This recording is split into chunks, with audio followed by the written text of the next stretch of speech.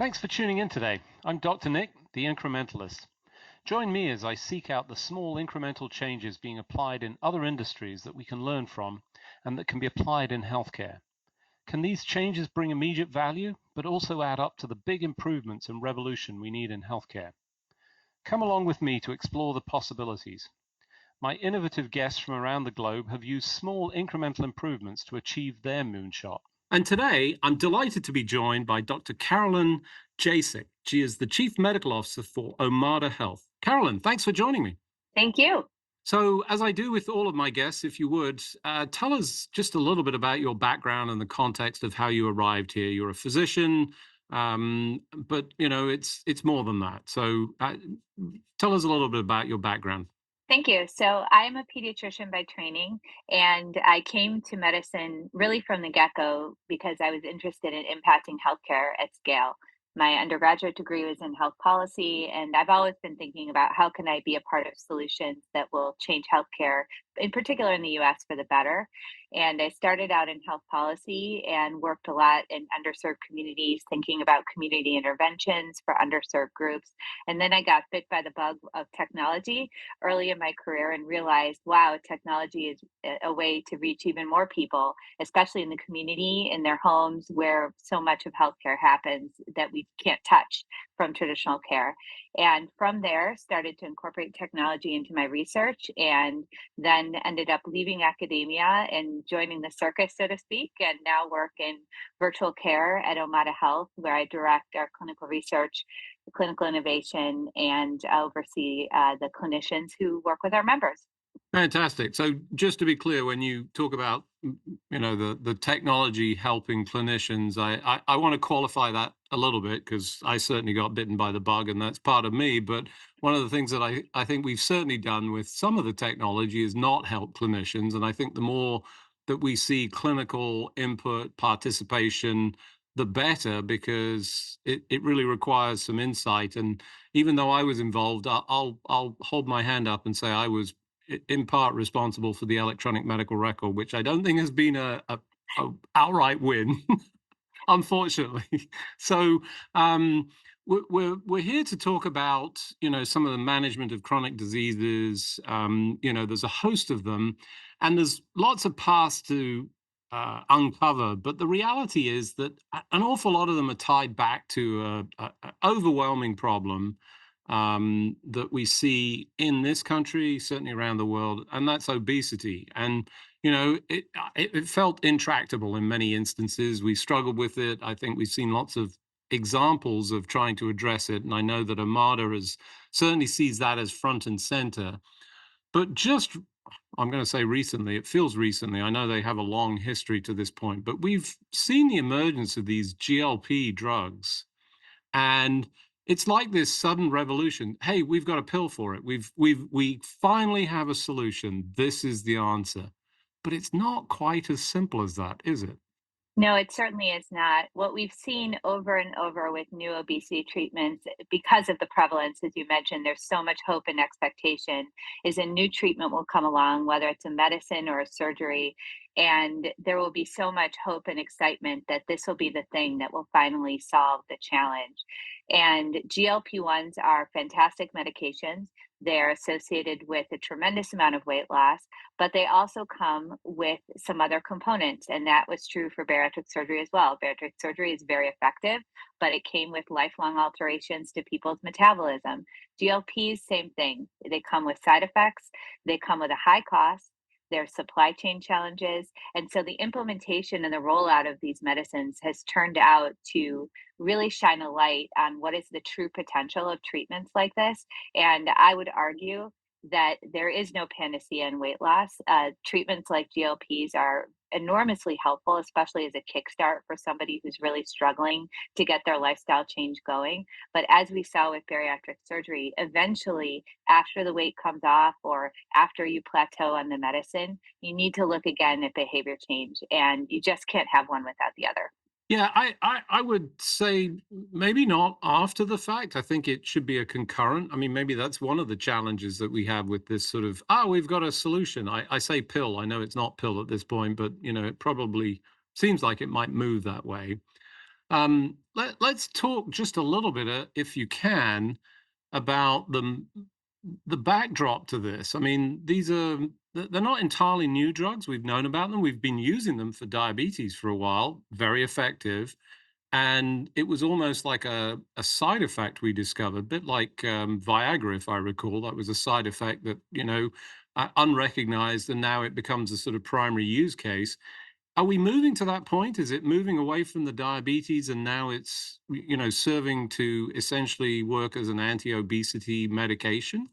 Well, by the numbers, in a sense, yes, because there are so many more people who have obesity without diabetes, or who have prediabetes with their obesity.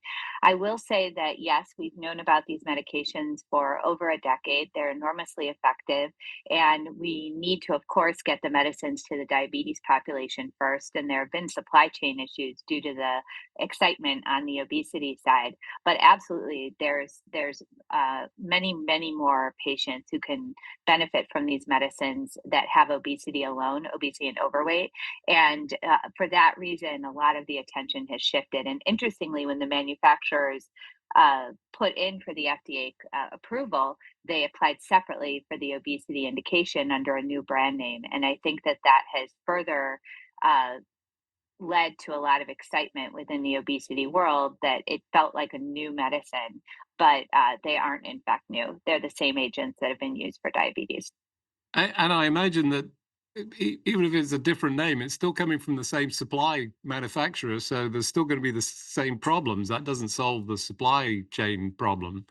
So we've got a number of players in the space. I mean, we're not here to sort of promote or deal with individuals, but there's been a lot. It's hard to keep up with the latest in terms of publications, details.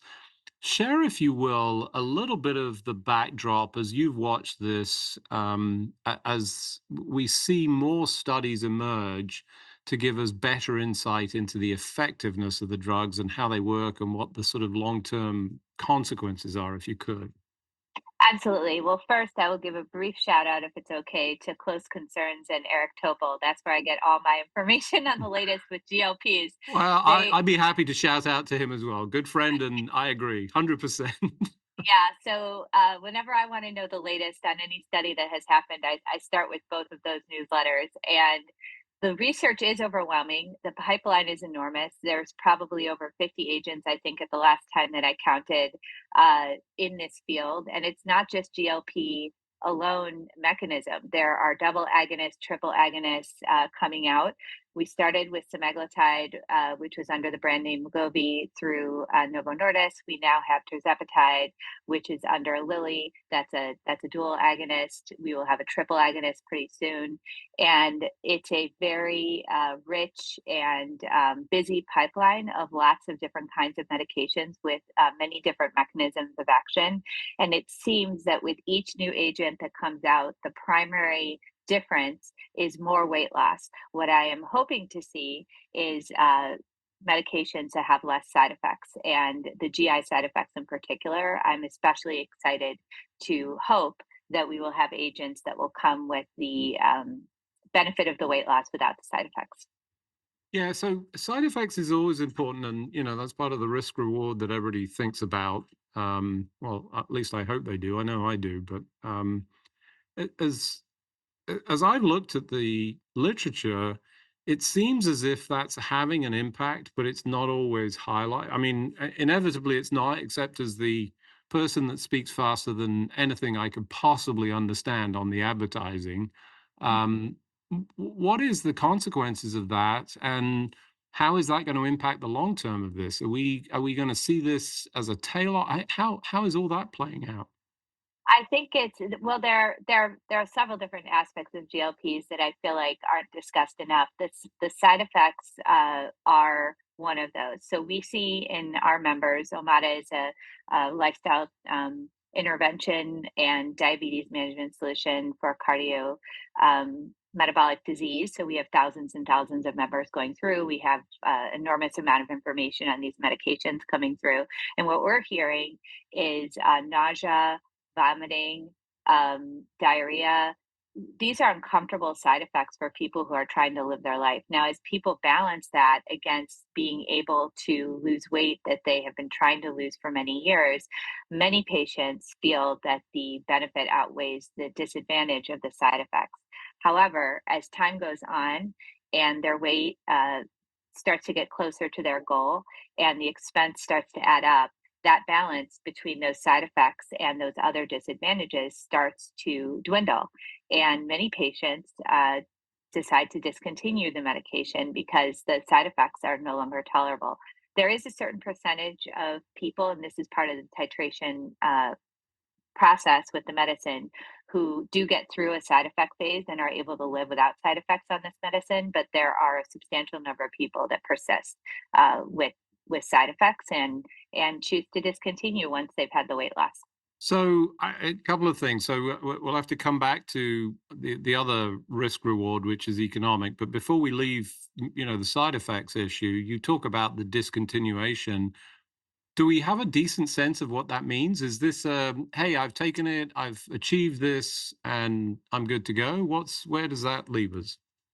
Well, we're still waiting on definitive real world evidence for the indication of obesity. But if we look at the diabetes population, we see numbers as high as 50% of people who discontinue the medication. These are people who are taking the medicine for a very important chronic disease with life threatening complications. So, for individuals who have achieved their treatment goal and are at their goal weight and don't need the medicine for something like diabetes, I worry that we will see even higher discontinuation rates. And after discontinuation, there many patients are really left to maintain that weight on their own, and it's a big ask. So, for those of you just joining, I'm Dr. Nick, the Incrementalist. Today, I'm talking to Dr. Carolyn Jasik. She is the Chief Medical Officer with Omada Health. We were just talking about the GLP agonists and the whole challenge of side effects, continuation of the therapy, and the challenges of people sort of dropping off in, as you described for diabetics. So, that's a specific condition. And I imagine that if you cease the medication, assuming that the diabetes is resolved, and we've seen that with other therapies, to be clear, are they maintaining that reversal of the diabetes and being diabetic free? Well, so it's a semantics issue, but we talk about remission of diabetes more than reversal. I don't mind. Hmm. It's a little bit of a hot button for me My sometimes. apologies. I'm sorry. I didn't mean to jump over No, that, and no. I'm glad you There are corrected me. two camps. There are the ones that use the word remission and the ones that use the word reversal. So uh, the data are that the primary mechanism for putting your diabetes in remission is weight loss. So patients who are able that we've had that are able to lose the weight and maintain it absolutely can keep their diabetes in remission. But if they regain the weight, the diabetes will come back, and that's why I prefer the word remission. Is Hmm. because the physiology of diabetes remains. Your insulin resistance, your risk for insulin resistance, that doesn't reverse. That goes into hibernation, and the way that you keep that at bay is maintaining the important lifestyle changes that got you to the point of losing the weight. I will also add that GLP-1s in the diabetes population do result in weight loss, but they do not result in the level of weight loss that we see for the obesity alone indication. There's a few reasons for that. There's some dosing differences. There's some physiological barriers. But in the diabetes population, when people put their diabetes in remission, it's not necessarily just because of GLP-1s. It more than likely came with a huge commitment by the individual into lifestyle change. And that puts them in a good position to be able to maintain that afterward. Just as you said, it needs to go along together, right, at the same time. But these are highly motivated patients because they have a serious disease, Hmm. diabetes. And so they will often engage in those lifestyle changes because they're so committed. Essentially, buried within that, I think good news, the opportunity to put patients into remission. And there's a part of me that would say that's true for obesity. If, for most of us, I know there are some people that seem to navigate life without those challenges, but, I think most of us will hold up our hand and say that, we have those challenges. Um, what about the issue of economics? I mean, this is a fundamental challenge, and particularly given that I'm not going to say the majority, but a large proportion of our population is not able to access just general healthcare, let alone a very expensive drug, as these are.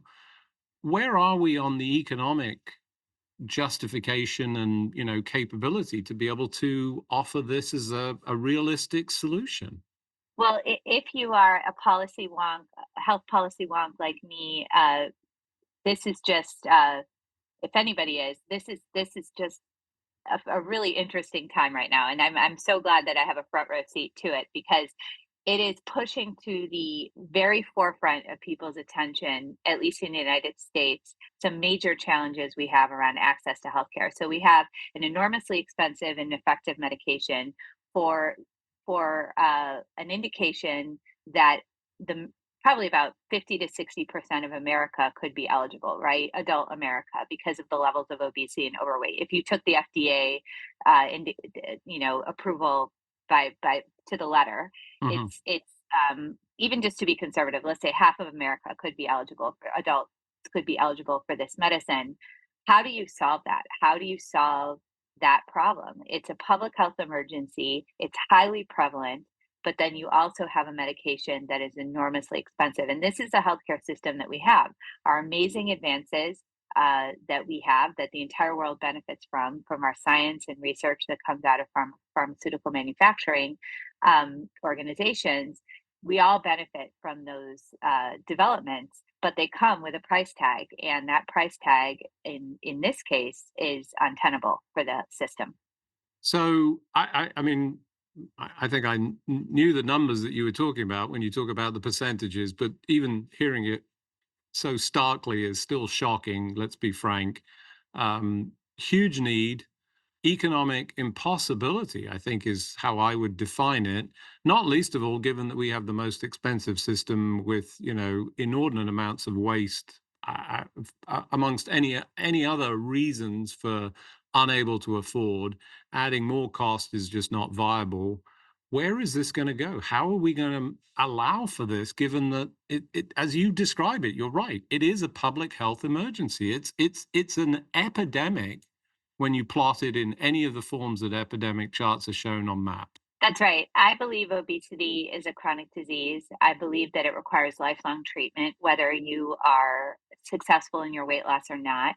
The predisposing genetics and the behavior and the risk is there, regardless of whether the person loses the weight. It's absolutely an epidemic, as you might consider any other disease.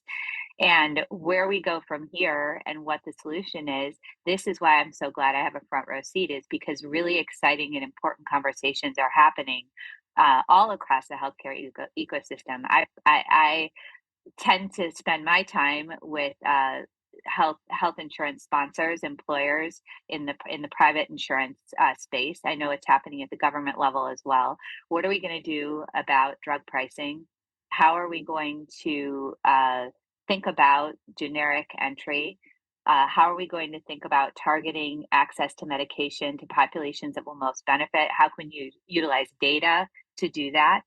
And then finally, as we think about access to these medications, how do we think about discontinuation? What's the duration of the therapy that makes sense?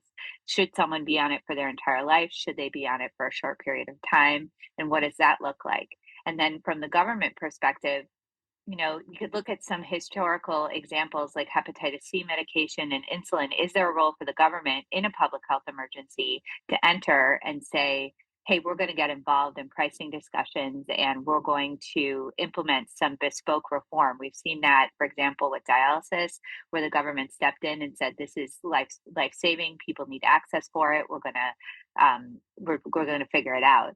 So I think all of those things are possible. It's an enormously dynamic environment, and we've already seen some big moves. So, for example, Lilly, uh, um, when they came out with tirzepatide, they implemented a savings card to drop the price to $500. The price at the time through Wegovy was upwards of 1,000 plus. And so we're already seeing some big moves on the manufacturing side to meet the price expectations of the market.